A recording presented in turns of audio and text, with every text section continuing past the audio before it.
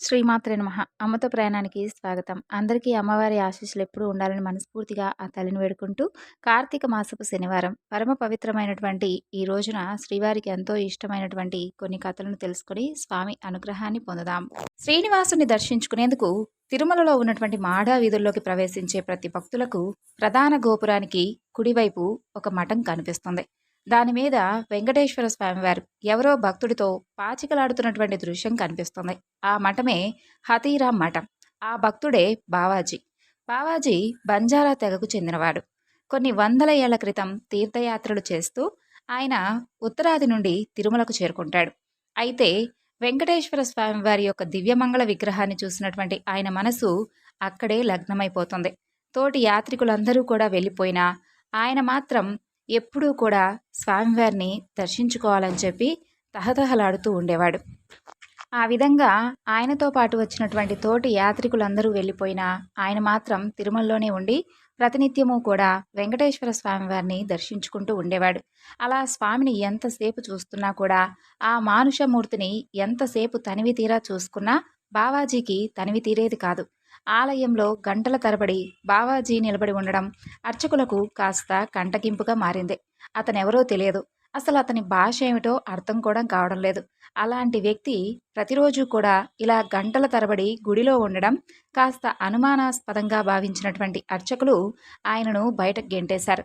ఇక మీదట ఆలయంలోకి రాకూడదంటూ ఆయన్ను కట్టడి చేశారు. ఇక శ్రీనివాసుని యొక్క దర్శన భాగ్యం కరువైనటువంటి బావాజీ చిన్న పిల్లవాడిలా విలపించాడు. సాక్షాత్తు ఆ భగవంతుడే తనను బయటకు గెంటివేసినంతగా బాధపడ్డాడు. ఆ విధంగా రాత్రింపగళ్ళు కన్నీరు మున్నీరుగా ఏడుస్తూ ఉన్నటువంటి బావాజీని ఓదార్చేందుకై ఆ శ్రీనివాసుడే దిగిరాక తప్పలేదు.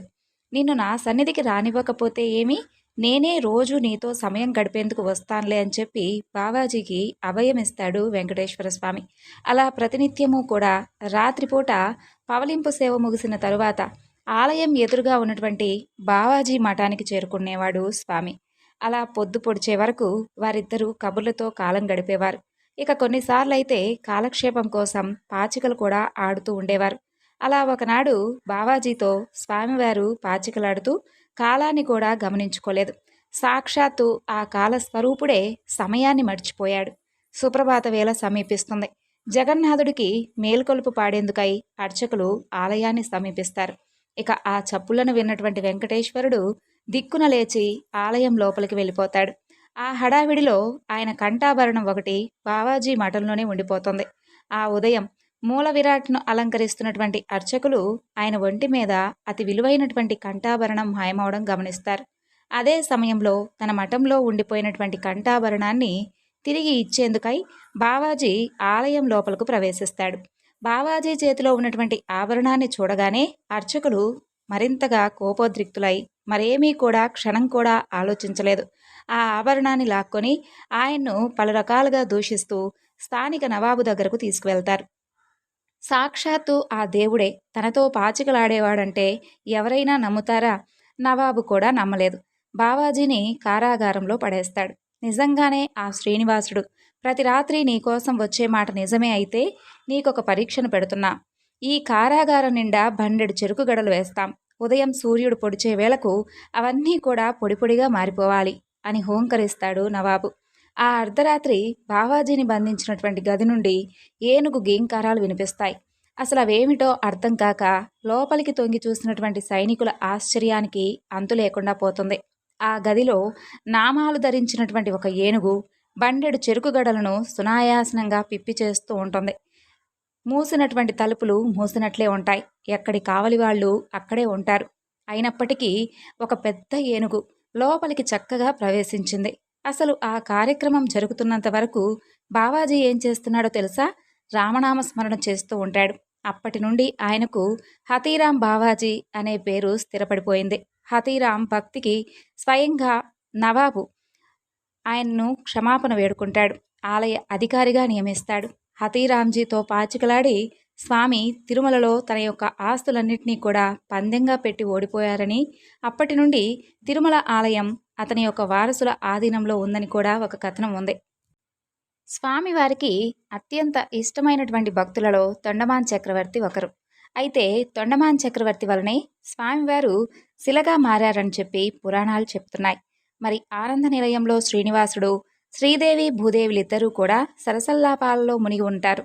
ఆ సమయంలో ప్రభువైనటువంటి తొండమాన్ చక్రవర్తి రహస్య బిలమార్గం ద్వారా ఉద్వేగంతో వచ్చి స్వామివారి పాదాల మీద పడి అత్యంత ఆందోళనకు గురవుతూ, స్వామి వెంకటేశ, భక్తవత్సల, శ్రీహరి కాపాడు స్వామి అంటూ వేడుకుంటాడు. తొండమాన్ అలా శరణు కోరగానే శ్రీవారు, తొండమాన్, ముందు నా పాదాలను వదులు, అసలేం జరిగిందో చెప్పు, నీకే భయం లేదు, ఎందుకింత ఆందోళనగా ఉన్నావు, ఒక్కసారి నీ శరీరం చూసుకున్నావా ఎంతగా ఉనికిపోతుందో, ముచ్చెమటలతో నీ దేహమంతా కూడా తడిసిపోయింది, ఎంత మాత్రం ఆవేదనకు గురి కావద్దంటూ స్వామి ధైర్యం చెబుతాడు. ఆ తరువాత తొండమాన్ పాదాల మీద నుంచి లేచి స్వామివారికి ఇలా చెప్పుకొస్తాడు.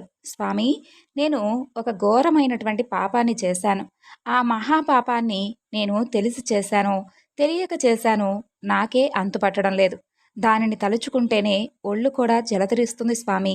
శరణాగత వత్సలుడు అయినటువంటి నీవు నాకు అభయప్రదానం చేయడం వలన పూర్తిగా ధైర్యం కలుగుతుంది. నేను చేసినటువంటి ఆ ఘోరమైనటువంటి పాపాన్ని వివరిస్తున్నాను, వినండి స్వామి అంటూ ఈ విధంగా చెప్పసాగాడు. స్వామి, 2 ఏళ్లకు పూర్వం ఒకనాడు కూర్ముడు అనే ఒక బ్రాహ్మణుడు తన యొక్క తండ్రి అస్థికలను పవిత్ర గంగా నదిలో నిమజ్జనం చేయాలని చెప్పి కాశీ క్షేత్రానికి వెళుతూ వెళుతూ తన భార్యా పిల్లలతో కలిసి నా దగ్గరకు వచ్చాడు. గర్భవతి అయినటువంటి తన భార్యను 5 ఏళ్ల కుమారుణ్ణి నాకు అప్పజెబుతూ, నేను మరలా తిరిగి వచ్చేంత వరకు నా భార్యా పిల్లలను కంటికి రెప్పలా కాపాడాలని కోరాడు అని చెప్పాడు తొండమాన్. ఆ తరువాత బ్రాహ్మణుడి కుటుంబాన్ని నేను ఒక పెద్ద రాజభవనంలో ఉంచి వారికి సకల సౌకర్యాలను కలగజేస్తాను. అంతేకాదు, వారికి ఇతరుల వలన ఎలాంటి హాని కలగకుండా ఉండేందుకై భవనానికి తాళం వేసి మరీ కాపలా ఏర్పాటు చేశాను. కానీ విధి బలీయం. కొంతకాలానికి రాజకార్యాల్లో మునిగి ఉన్నటువంటి నాకు వారి సంగతే పూర్తిగా మర్చిపోయాను. అలా 2 సంవత్సరాలు గడిచిన తరువాత కూర్ముడు తన కాశీ యాత్రను ముగించుకొని నా దగ్గరకు వచ్చాడు. నా భార్యా పిల్లలు ఎలా ఉన్నారు, నా భార్య ఏ బిడ్డకు జన్మనిచ్చింది అని అడిగాడు. నాకు ఏం చెప్పాలో అర్థం కాక వెంటనే తాళం వేసినటువంటి ఆ భవనం వద్దకు వెళ్ళాను. గది తాళాలు తీయగానే నాకు అస్థికలు కనిపించాయి స్వామి. ఆ బ్రాహ్మణుడికి ఏం చెప్పాలో తెలియక అన్నీ అబద్ధాలే చెప్పాను. నీకు పండంటి ఆడబిడ్డకు జన్మనిచ్చింది. అందరూ కూడా కలిసి మావారితో కలిసి వెంకటాచలపతి కొండకు వెళ్ళారు. మరో 2 రోజుల్లో వస్తారు అని చెప్పాను అని తప్పించుకొని, ఇదిగో ఇక్కడకు వచ్చాను స్వామి అని చెబుతాడు తొండమాన్. వెంటనే శ్రీవారు, తొండమాన్, నువ్వు చేసింది మహాపాపం. నువ్వు నాకు అత్యంత పరమ భక్తుడో కావడంతో నీకు నేను మాటిచ్చాను కాబట్టి తప్పకుండా సహాయం చేస్తున్నాను. నీకు బ్రహ్మహత్య పాపం చుట్టుకుంది, కానీ నీకు అభయం ఇచ్చినందువలన నిన్ను రక్షించాలి కాబట్టి తప్పక రక్షిస్తాను. అందుకు ప్రతిఫలంగా ఇక ముందు నేను ఎవరికీ ప్రత్యక్షంగా కనిపించను, ఎవరితోనూ ప్రత్యక్షంగా మాట్లాడను అంటూ శపథం చేసి వెంటనే ఆ అస్థికలను నా దగ్గరకు తీసుకొనిరా అంటూ స్వామివారు తొండమాన్ చక్రవర్తికి తెలియజేశాడు. ఇక భగవానుడైనటువంటి శ్రీనివాసుడు ఆ అస్థికలను పుష్కరిణికి తూర్పున ఉన్నటువంటి దివ్య సరోవరం, అదే నేటి అస్థితీర్థం, అక్కడకు చేర్పించి అమృత జలాన్ని సంప్రోక్షిస్తాడు. వారు ముగ్గురు కూడా సజీవులవుతారు. తొండమానుడు ఎంతో ఆనందించి వారందరినీ కూడా కూర్ముడకు అప్పగిస్తాడు. వారందరూ ఆ యొక్క అస్థితీర్థ మహత్యాన్ని తెలుసుకున్న వారై అందులోనే స్నానమాచరించి ఆయురారోగ్య ఐశ్వర్యాభివృద్ధిని కలిగి సుఖంగా జీవించారు. ఈ యొక్క విచిత్ర సంఘటనకు దేవతలందరూ కూడా పుష్పవర్షాన్ని కురిపిస్తారు. అప్పటి నుండి ఆ తీర్థం అస్థితీర్థం అనే పేరుతో ప్రసిద్ధికెక్కింది. నరకంలో ఉన్నవారి అస్థికలను సైతం ఈ తీర్థంలో ముంచితే మోక్షం కలుగుతుందని దేవతలు కూడా వరమిచ్చారు. అప్పుడు బ్రహ్మాది దేవతలు బలహీనులు అల్పాయుష్కులైనటువంటి మానవులను ఉద్ధరించడానికై ఈ కలియుగాంతం వరకు వెంకటాచలంపై ఉండవలసిందంటూ స్వామిని ప్రార్థిస్తారు. అప్పుడు శ్రీనివాసుడు, దివ్యమూర్తిగా తప్పక అందరికీ దర్శనమిస్తాను, కానీ నేనెవరితోనూ మాట్లాడను, అందరి కోరికలు తీరుస్తాను అంటూ కన్యామాసం శ్రవణ నక్షత్రం రోజున దివ్యమైనటువంటి సాలగ్రామ శిలామూర్తిగా స్వామి ఆవిర్భవించాడు. లక్ష్మీదేవి పద్మ సరోవరమున అవతరించగా శ్రీనివాసుడు ఆనంద మండపంలో శిలారూపాన్ని పొందాడు. ఇక వకులాదేవి ఆ విగ్రహానికి మెడలో మాలగా మారిపోయింది. వెంకటాచలానికి 4 మైళ్ళ దూరంలో గూర్వాకము అనే ఒక పల్లె గ్రామం ఉండేది. ఆ పల్లెలో భీముడనేటటువంటి కుమ్మరి కులస్థుడు అతని భార్య మాలినితో నివసిస్తూ ఉండేవాడు. ఆ యొక్క నిరుపేద కుమ్మరి దంపతులు పరమభక్తులు. భీముడు మన్ను తొక్కినా, కుండలు చేసినా ప్రతిరోజు కూడా ఆ యొక్క శ్రీనివాసుడినే నిరంతరం జపిస్తూ ఉండేవాడు. వారికి తమ వృత్తి వెంకటేశ్వరుని యొక్క నామస్మరణ తప్ప మరో ఆలోచన కానీ, మరో పని కానీ, మరో ధ్యాస కానీ ఉండేది కాదు. మట్టితో సింహాసనం చేసి దాని మీద మట్టితో చేసినటువంటి వెంకటేశ్వర స్వామి వారిని పెట్టి మట్టి పుష్పాలతో స్వామిని ప్రతినిత్యము కూడా పూజిస్తూ ఉండేవాడు. ఒక్కొక్కసారి స్వామివారి నామస్మరణలో శరీరం కూడా మర్చిపోయేవారు. ఇక భీముని యొక్క భక్తి విశేషాన్ని వెంకటేశ్వర స్వామివారే స్వయంగా తన భక్తుడైనటువంటి తొండమానుడికి తెలియజేశాడు. శ్రీనివాసుడు భోజన ప్రియుడు, భక్తజన ప్రియుడు. గుమగుమలాడేటటువంటి పిండి వంటలు వడ్డించకపోయినా పర్వాలేదు, కానీ స్వామివారి కృపకు పాత్రులు కావాలంటే చిటికెడు ప్రసాదం పెట్టినా చిన్నబుచ్చుకోడు, కానీ స్వామివారి యొక్క భక్తి రసం తగ్గితే మాత్రం అస్సలు ఒప్పుకోడు. ఈ నేపథ్యంలోనే తొండమాన్ చక్రవర్తి బంగారు పుష్పాలతో స్వామిని ప్రతినిత్యము కూడా పూజిస్తూ ఉండేవాడు. నా అంత భక్తిపరులు లేరని చెప్పి ఒకంత గర్వంతో ఉండేవాడు తొండమాన్. ఒకనాడు శ్రీనివాసుని పాదాల చెంత స్వర్ణ పుష్పాల స్థానంలో మట్టి పుష్పాలు కనిపిస్తాయి. ఇదేమి విచిత్రం స్వామి అంటూ శ్రీవారిని ప్రశ్నిస్తాడు తొండమానుడు. దానికి స్వామివారు, ఇవి కురువర్తి నంబి అనే భక్తుడు నాకు సమర్పించాడు. అతని భక్తి అనితర సాధ్యం అని మెచ్చుకుంటాడు స్వామి. స్వామిని ఇంతగా పరవశింపచేసినటువంటి ఆ భక్తుడు ఎవరో చూద్దామని చెప్పి తొండమాన్ చక్రవర్తి వెళ్తాడు. కుండలు చేసుకుంటూ ఉన్నటువంటి కురవర్తి నంబిని చూసి వెంటనే అతని పాదాల మీద పడి, నా ఆహాన్ని కన్నీళ్లుగా కరిగించుకుంటాను, అనుమతినిస్తావా భక్తా అని వేడుకుంటూ స్పృహ కోల్పోయి పడిపోతాడు తొండమానుడు. అంతలో అక్కడ శ్రీనివాసుడు ప్రత్యక్షమై కుమ్మరిదాసుతో కాసేపు కబుర్లాడతాడు. స్వామివారికి కుమ్మరిదాసు భక్తి ప్రేమ కలిపి ఆ 7 కొండలవాడికి మట్టి మూకుళ్ళలో సద్ది సంగటి పెడతాడు. స్వామివారు ఎంతో ఇష్టంగా ఆ ప్రసాదాన్ని స్వీకరిస్తాడు. మట్టి పాత్రలో భోజనం తిని మట్టి చెంబుతో దాహం తీర్చుకుంటాడు. ఆ పరంధాముడు ఆనందంగా విందును ఆరగించిన తర్వాత స్వామి యొక్క కరుణ వలన స్వర్గం నుండి అక్కడకు ఒక దివ్య విమానం చేరుకుంటుంది. 7 కొండలవాడు ఆ దంపతులను అందులో స్వయంగా కూర్చోబెట్టి స్వర్గలోకానికి సాగనంపుతాడు. ఇప్పటికీ తిరుమలలో మహామహా ప్రసాదాలన్నీ కూడా గర్భాలయపు గడప అవతల నుండే సమర్పిస్తారు. కానీ కుండలో ఉన్నటువంటి దద్దోజనం మాత్రం నేరుగా స్వామివారి పాదాల చెంతకు చేరుకుంటుంది. పరమ భక్తుడి పట్ల స్వామివారి ప్రేమకు నిదర్శనమే ఈ కథ. ఇక ఏ రోజుకా రోజు కొత్త కుండ నైవేద్యం కాబట్టి పాత్రలను కూడా తోమవలసినటువంటి పని లేదు. అందుకే అన్నమాచార్యుల వారి సంకీర్తనలలో వెంకటేశ్వర స్వామివారు తోమని పల్లాలవాడయ్యాడు. ఆపద మొక్కులవాడు ఆదిదేవుడేవాడు, తోమని పల్లాలవాడే దురితదూరుడే వేడుకొందామా అంటూ అన్నమాచార్యుల వారు సంకీర్తనలలో వెంకటేశ్వర స్వామివారు తోమని పల్లాలవాడుగా మిగిలిపోయారు. ఇక ఈ విధంగా చక్కగా సంకీర్తన చేస్తూ తన్మయత్వం చెందేవాడు అన్నమాచార్యుల వారు. పూర్వం అనంతాచార్యులు అనే భక్తుడు ఉండేవాడు. అతను రామానుజాచార్యుల వారి ప్రియ శిష్యుడు. గురువు రామానుజాచార్యుల వారి ఆదేశానుసారం అనంతాచార్యులు భార్యతో సహా తిరుమలకు చేరి శ్రీనివాసుని సేవించుకుంటూ కాలం గడుపుతూ ఉండేవాడు. ప్రతిరోజు కూడా తిరుమల కొండలన్నీ తిరిగి ఎన్నో అందమైనటువంటి పుష్పాలను సేకరించి ఆనంద నిలయంలో స్వామిని ఎంతో అద్భుతంగా అలంకరించేవాడు. పుష్పాలంకారంలో దివ్యంగా దర్శనమిస్తున్నటువంటి స్వామిని చూసి మురిసిపోతూ ఉండేవాడు అనంతాచార్యులు. రోజు అడవిలో చాలా దూరం వెళ్ళి పుష్పాలను కోసుకొని వస్తున్నటువంటి అనంతాచార్యుల వారికి ఒక ఆలోచన వస్తుంది. తానే స్వామివారి పుష్పాలంకరణ కోసం ఎందుకు ఒక ఉద్యానవనాన్ని తయారు చేయకూడదు అని ఆలోచిస్తాడు. చక్కగా రకరకాల సువాసనలతో ఉండేటటువంటి పుష్పాలను అలాగే పూల మొక్కలను పెంచి వాటిని స్వామికి సమర్పించాలని చెప్పి భావిస్తాడు. ఆ ఆలోచన రాగానే స్వామిని అందమైనటువంటి పుష్పాలంకరణలో ఊహించుకొని మురిసిపోతాడు. ఈ పనిలో తాను తన భార్య తప్ప మరెవరి సహాయం తీసుకోకూడదని చెప్పి నిశ్చయించుకుంటాడు. ఆ తోటకు కావలసినటువంటి నీటి కోసం ఒక చెరువును తవ్వడం ప్రారంభిస్తాడు. ప్రతిరోజు కూడా ఆ భార్యాభర్తలు ఇద్దరూ కూడా ఉదయం స్వామివారి నివేదన అయిన తర్వాత మధ్యాహ్నం వేళలో ఆ చెరువు తవ్వేటటువంటి పనిలో నిమగ్నమయ్యేవారు.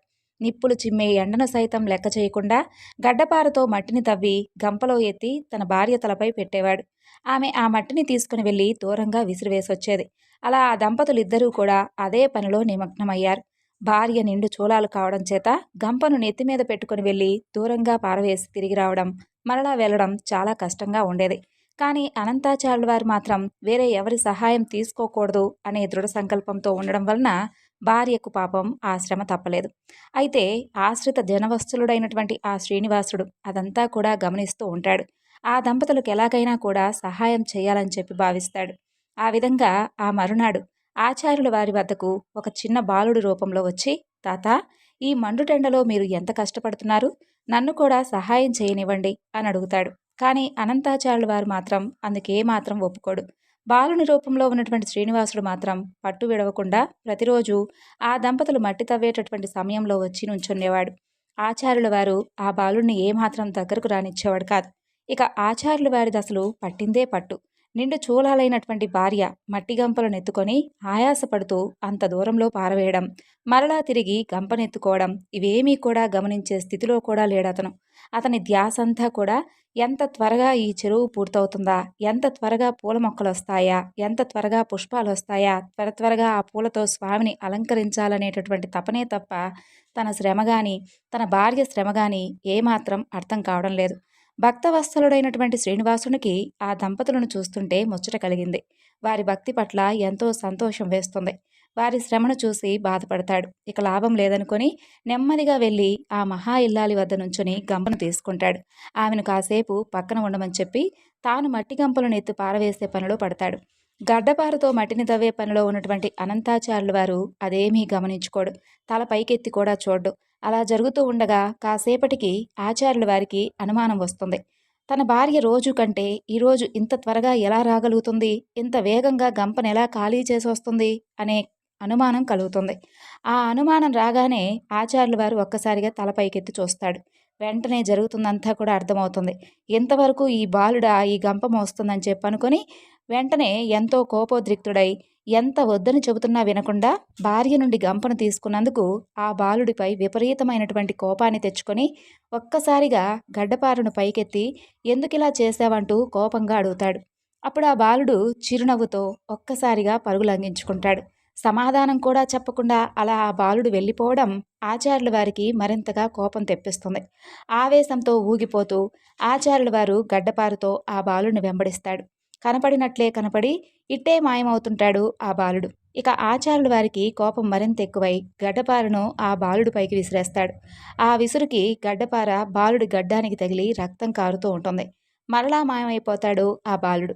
ఆ బాలుడికి దెబ్బ తగలడంతో కొంచెం శంకించినటువంటి ఆచార్యుల వారు మరలా కనిపించకుండా పోతాడా అనుకొని వెనుతిరిగి వెళ్ళిపోతాడు.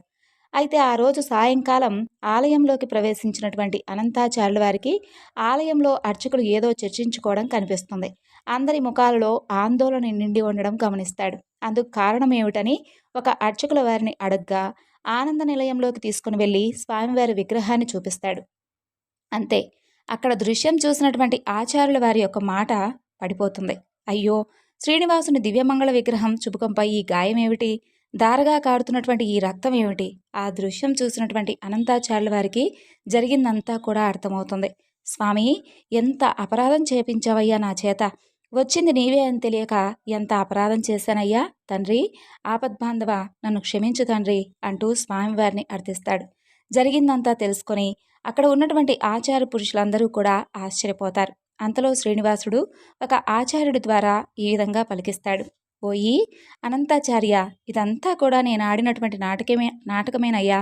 నీ యొక్క భక్తి తత్పరతను ఈ లోకానికి చాటాలనే ఈ విధంగా చేశాను. నేను చేసినటువంటి లీలా విశేషమే ఇది. నా చుబుకంపై ఈ గాయానికి గుర్తుగా మాయైనటువంటి మచ్చ ఏర్పడబోతుంది. ఆ చుక్కపై ఈ రోజు నుండి పచ్చకర్పూరపు చుక్కను అలంకరించుకొని భక్తులందరినీ కూడా ఆనందింపచేస్తూ ఉంటాను అని చెబుతాడు స్వామి. ఇక అనంతాచార్యుల వారి యొక్క జీవితం ధన్యమైంది. లక్ష్మీనారాయణులకు ఆ పూలతోట ఎంతో ప్రాణప్రదమైంది. ఎంతో అద్భుతమైనటువంటి పూల మొక్కలతో, తీగలతో, రకరకాలైనటువంటి దివ్య పుష్పాలతో ప్రకృతి సౌందర్యం మొత్తానికి అద్దం పట్టేలా ఉండేటటువంటి ఆ తోటలో విహరించడం మహాలక్ష్మీదేవికైతే అత్యంత ప్రీతికరం. ఆ విధంగా ప్రతిరోజు రాత్రి వేళల్లో ఆ జగన్మాత తన స్వామి తోడు రాగా ఆ వనంలో విహరిస్తూ ఆటపాటలాడుతూ మైమడిచిపోతూ ఉండేది. అనంతాచార్యుల వారు ఎంతో ప్రేమతో ఎన్నో అందమైనటువంటి పుష్పమొక్కలను ఎక్కడెక్కడి నుండో తీసుకుని వచ్చి పెంచుతూ ఉండేవాడు. ఈ విధంగా స్వామివారి సేవలో తరించిపోయాడు అనంతాచార్యుల వారు. పూర్వకాలంలో కౌమార దేశంలో మిత్రుడు అని ఒక చాకలి కులస్థుడు ఉండేవాడు. అతను తన యొక్క కులవృత్తిని నిర్వహిస్తూ వీలున్నంతలో దాన ధర్మాలు చేసుకుంటూ ధర్మపరంగా జీవిస్తూ ఉండేవాడు. అయితే అతని దిగులంతా కూడా అతనికి ఉన్నటువంటి అవిటితనం. అతను కాలు అవిటిది కావడం వలన ఉతికినటువంటి బట్టలను మూటలు కట్టి ఇంటింటికి తిరిగి ఇవ్వడం చాలా కష్టంగా ఉండేది అతనికి. దానికి తోడు గంపెడు సంసారం. కష్టపడకపోతే పూట గడవదు. ఎప్పుడూ కూడా ఆ శ్రీనివాసుడినే ప్రార్థించుకుంటూ ఉండేవాడు. ఏదో ఒక రోజున ఆ స్వామి తనను తప్పకుండా కరుణిస్తాడు అనే నమ్మకంతో జీవనాన్ని సాగిస్తూ ఉండేవాడు. భక్తజన సులభుడైనటువంటి శ్రీమన్నారాయణుడు అదంతా కూడా గమనిస్తూ ఉంటాడు. ఎవరికైనా వారి పూర్వజన్మ కర్మ నివృత్తి అయ్యే సమయానికి శ్రీనివాసుడు ఏదో ఒక రూపంలో వచ్చి తన భక్తులను తప్పకుండా ఆదుకుంటాడు. అలా ఒకనాడు సాయంకాలం నాడు రోజులాగే మిత్రుడు చాకిరేవు నుండి బట్టల మూటతో పట్టణానికి రొప్పుతూ రొప్పుతూ తిరిగొస్తుంటాడు. అంతలో మార్గమధ్యంలో అతనికి ఒక ముసలి బ్రాహ్మణుడు తారసిల్తాడు. సహజంగానే భక్తి శ్రద్ధలు ఉన్నటువంటి ఆ యొక్క మిత్రుడు భుజం మీద ఉన్నటువంటి మూటలను కింద పెట్టి ఆ బ్రాహ్మణుడికి నమస్కరిస్తాడు. అప్పుడు ఆ బ్రాహ్మణుడు, నాయనా, ఈ అవిటి కాలితో ఎంత బాధపడుతున్నావు? నీ బాధ చూసేందుకు చాలా కష్టంగా ఉంది. నువ్వు ఎంత కష్టపడుతున్నావో కదా అంటాడు. అప్పుడు మిత్రుడు, స్వామి, మీరెవరో కానీ మహానుభావుల్లా ఉన్నారు. గంపెడు సంసార భారం చేత నాకు ఈ పని తప్పడం లేదు. ఈ అవిడితనం పోయే మార్గం ఉంటే ఏదైనా సెలవివ్వండి అంటూ వినవించుకుంటాడు. అప్పుడు ఆ యొక్క ముసలి బ్రాహ్మణుడు, చూడు నాయనా, తప్పకుండా చెబుతాను, సావధానంగా విను. నీ అవిడితనం పోవడమే కాకుండా నీకు అష్టైశ్వర్యాలు కలిగేటటువంటి వ్రతం ఉంది, ఒకటి చెబుతాను విను. ఆ వ్రతం ఆచరిస్తే మరుక్షణమే నీకు 1000 వరహాలు లభిస్తాయి.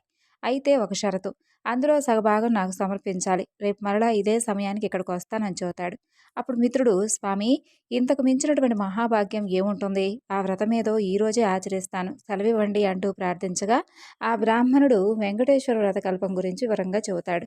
ఇక మిత్రుడు ఎంతో ఉత్సాహంతో ఇంటికొచ్చి జరిగినటువంటి విషయమంతా కూడా భార్యకు చెప్పి ఇరుగు పొరుగు వారందరినీ ఆహ్వానించి స్వామివారి వ్రతాన్ని ఆచరించి తీర్థప్రసాదాలు తాను స్వీకరించి వచ్చిన వారందరికీ కూడా పంచుతాడు. అంతలో ఇంటి బయట ఏదో కోలాహలం వినిపిస్తుంది. మిత్రుడి కుమారుడు బయట నుండి ఇంట్లోకి పరుగు పరుగున వచ్చి, అయ్యా, రాజభట్లు నీకోసం వచ్చారు. రాజుగారు నీకు కట్న కానుకలు పంపించారంట అని చెబుతాడు. అంతలో రాజభటులు వచ్చి మిత్రుణ్ణి రాజుగారి ఆస్థానంలో చాకలిగా నియమించారని చెప్పి 1000 వరహాలు బహుమానంగా పంపించారని చెప్పి మిత్రుడి చేతిలో 1000 వరహాలు మూట పెడతారు. అలా ఒక వారం లోపలొచ్చి రాజుగారి కొలువులో చేరవలసిందని చెబుతారు. మిత్రుడి ఆనందానికి అవధులుండవు. వారం దాకా ఎందుకు, రేపే వెళ్ళాలంటూ మూటా ముల్లా సర్దుకొని మరుసటి రోజు తెల్లవారుజామునే ప్రయాణమవుతాడు. ఆ యొక్క ఆనందంలో ముసలి బ్రాహ్మణుడి సంగతి గురించి మర్చిపోతాడు. అతనికి ఇవ్వవలసినటువంటి వరహాల గురించి మర్చిపోతాడు. అలా దారి మధ్యలో అతనికి గుర్తుకు రాగా, సరేలే, ఒక నెల తర్వాత తప్పకుండా ఇవ్వచ్చులే అని చెప్పి అనుకుంటాడు. వెళ్ళి రాజుగారి ఆస్థానంలో చేరుతాడు. రోజులు నెలలు గడుస్తుంటాయి. ఆ బ్రాహ్మడికి ఇచ్చినటువంటి మాటను పూర్తిగా మర్చిపోతాడు. అంతే, బ్రాహ్మణ రూపంలో వచ్చినటువంటి స్వామివారికి కోపం వస్తుంది. మానవ నైజం ఇంతేలే అనుకుంటాడు. ఇక తన మహత్యం ఏమిటో తెలియజేయాలని చెప్పి నిర్ణయించుకుంటాడు. మర్నాడే రాజుగారి ఆస్థానంలో రాణిగారి నగలు మాయమవుతాయి. ఆ అభాండం మిత్రుడి మీద పడుతుంది. మిత్రుడికి కఠిన కారాగార శిక్ష పడుతుంది. రాజభటులు మిత్రుణ్ణి పలు విధాలుగా శిక్షిస్తారు. ఎందుకు ఇలా జరిగింది, ఎందుకు ఇంతటి అభాండం తన మీద పడింది అని ఆలోచిస్తూ మిత్రుడికి ఆ రాత్రి స్వామివారి కలలో కనిపించగా వృద్ధ బ్రాహ్మణుడి రూపంలో వచ్చింది నేనేనని, తనకిచ్చినటువంటి మాటను నిలబెట్టుకోలేకపోవడం వల్ల ఈ విధంగా జరిగిందని చెబుతాడు స్వామి. అప్పుడు మిత్రుడు, స్వామి, నేను పాపాత్ముణ్ణి, ఎంతో అపరాధం చేశాను. దయచేసి నన్ను క్షమించండి స్వామి. ఇక మీదట తప్పకుండా ప్రతి నెల మీ వ్రతాన్ని ఆచరిస్తాను. నా సంపాదనలో సగభాగం ప్రతి నెల జీవితాంతం తమకే సమర్పిస్తానంటూ చంపలు వేసుకొని స్వామివారిని పరిపరి విధాలుగా వేడుకుంటాడు. భక్తజన సులభుడైనటువంటి స్వామివారు అందుకు సంతోషించి మిత్రుణ్ణి అనుగ్రహిస్తాడు. స్వామివారి అనుగ్రహం చేత రాణిగారి నగలు వేరే ప్రదేశంలో మరుదినమే దొరుకుతాయి. మిత్రుడు దొంగలించలేదని చెప్పి తెలుసుకొని ఆ రాజు వెంటనే మిత్రుని కారాగారం నుండి విడిచిపెడతాడు. అలా అప్పటి నుండి మిత్రుడు స్వామివారికి ఇచ్చినటువంటి మాట ప్రకారంగా ప్రతి నెల వెంకటేశ్వర స్వామివారి యొక్క వ్రతాన్ని ఆచరిస్తూ తన యొక్క సంపాదనలో సగభాగం స్వామివారికే సమర్పిస్తూ కలకాలం సుఖంగా జీవించి చివరికి ముక్తిని పొందుతాడు. విన్నారు కదండి, స్వామివారి గురించి చెప్పుకున్నటువంటి కథలన్నీ మీ అందరికీ నచ్చాయి అనుకుంటున్నాను. వెంకటేశ్వర స్వామివారి యొక్క అనుగ్రహం మనపై కూడా ఎప్పుడూ ఉండాలని మనస్ఫూర్తిగా ఆ స్వామిని వేడుకుంటూ ఈ వివరణను ఇంతటితో ముగిస్తున్నాను. మరొక చక్కని వివరణతో మరలా కలుసుకుందాం. అంతవరకు నమస్కారం. సర్వం శ్రీ లలితార్పణమస్తు. స్వస్తి.